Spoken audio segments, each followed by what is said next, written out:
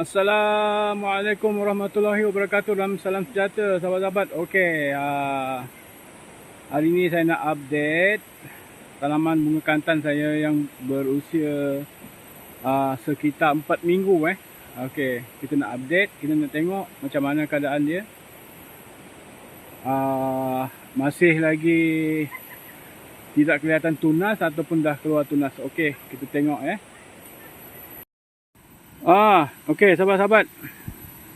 Ini pokok bunga kantan yang dah berusia sekitar 4 minggu.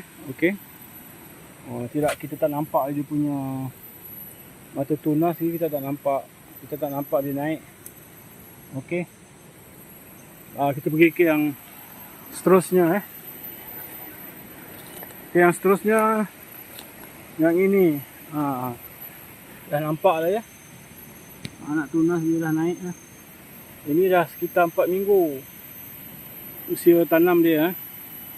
Okey, dah nampak naik. Okey, ni naik. Okey, yang seterusnya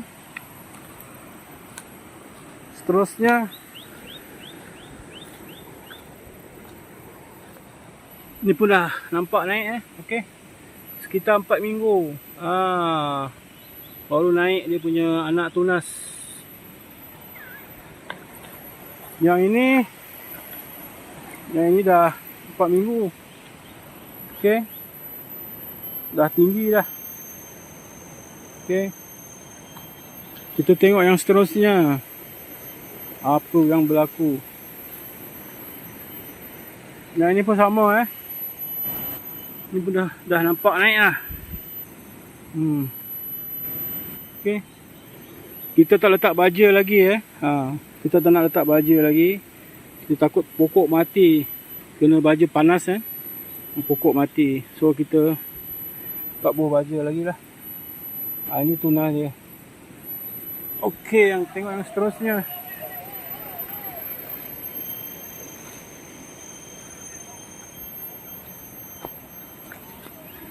Yang ni pun sama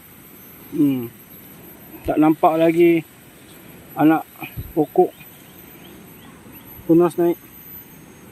Okey, geng. Nah.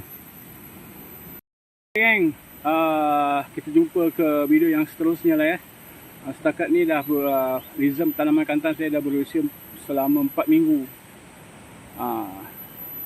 Dalam 6 pokok yang kita tanam, 4 pokok dah ada tunas naik. Lagi 2 pokok belum lagi.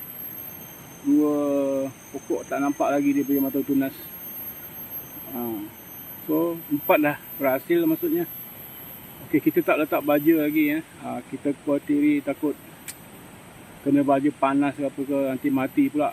Bagi dia tinggi sikit baru kita letak baju subuh. Okey, baja 15 baju subuh. Okey geng, jumpa lagi ke video yang seterusnya. Sekian, terima kasih. Assalamualaikum.